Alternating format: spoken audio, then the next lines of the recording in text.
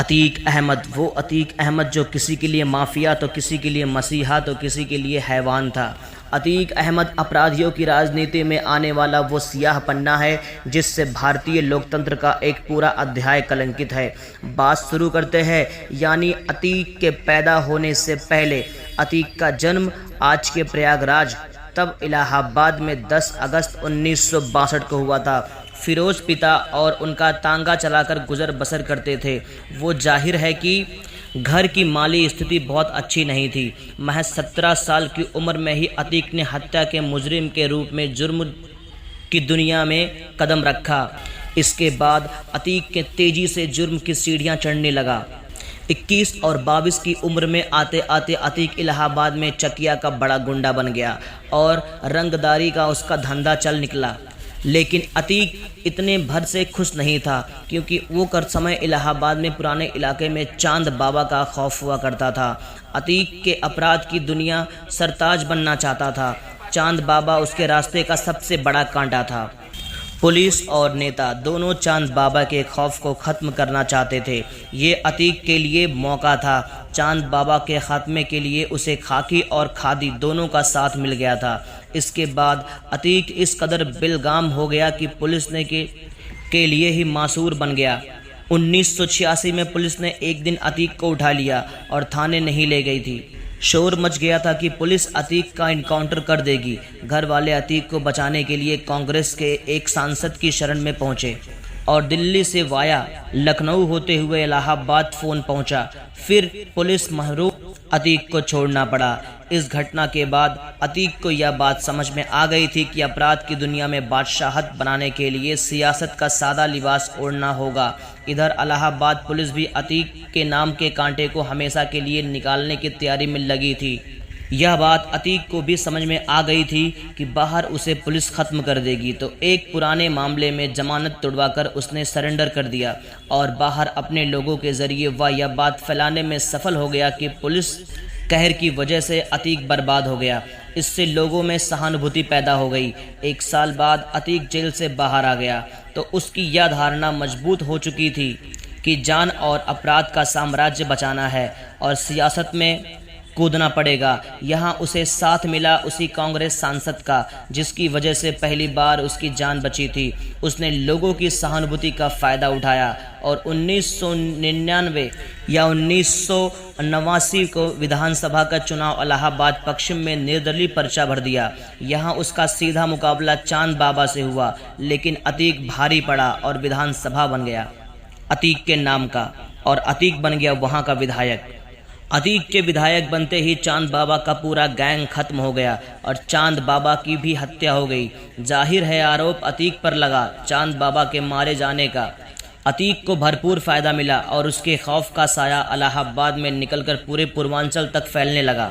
इसके बाद 1991 में और 1993 में भी अतीक इलाहाबाद पश्चिम में निर्दलीय विधायक बना। इस दौरान समाजवादी पार्टी की नज़दीकियां बढ़ने लगी थी।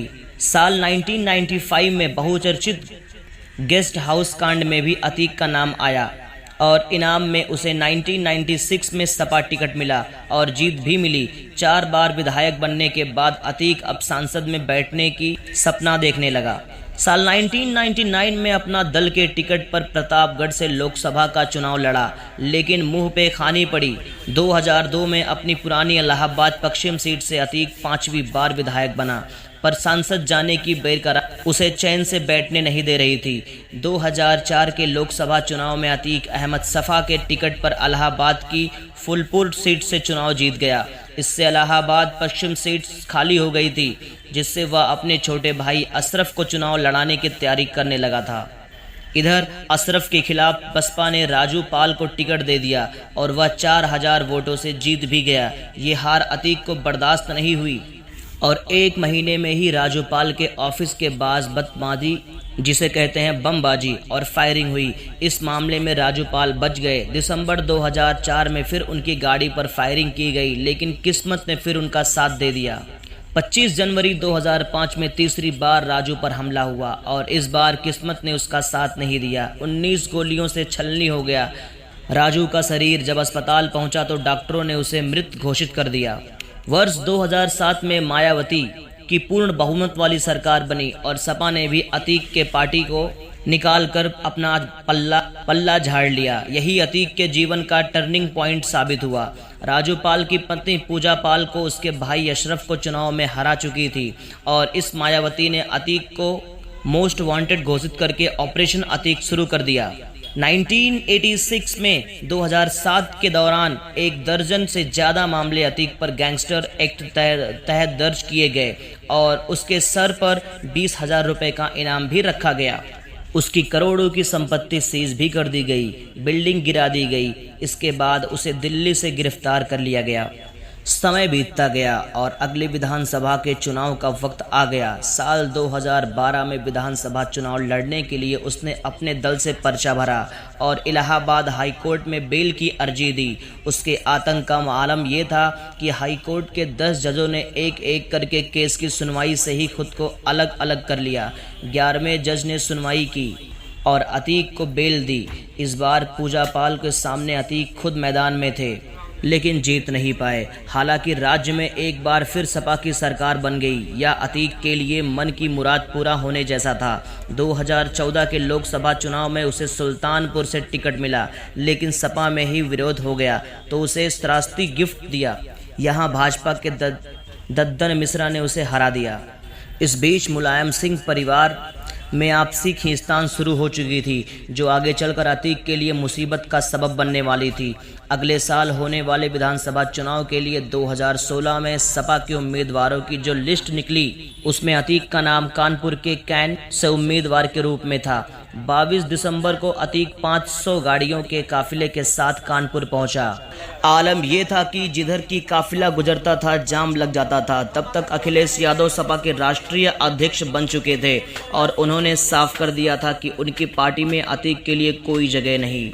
अतीक पार्टी से बाहर कर दिए गए, कॉलेज में तोड़फोड़ करने लगे और अब अधिकारियों और धमकाने के मामले में हाईकोर्ट ने सख्ती दिखाते हुए पुलिस को फटकार लगाई और अतीक को गिरफ्तार करने का आदेश दिया।